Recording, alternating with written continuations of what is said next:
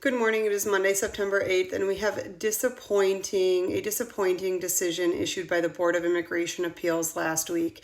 As you may know, ICE attorneys had taken the position as of July that anybody who entered the United States without inspection was essentially treated as an applicant for admission, regardless of however long they had been in the United States, and was subject to mandatory detention without the opportunity to seek bond. Now, many attorneys argued that this was incorrect application of law, that in fact they were contradicting themselves based on other matters that had come out, and the judges were more or less taking ICE's side, but there were still some judges that were issuing bonds for individuals detained who had entered the United States without inspection.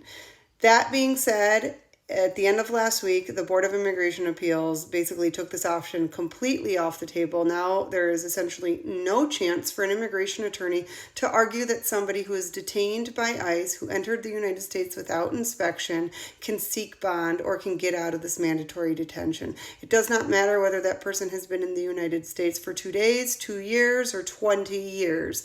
They will all be treated the same.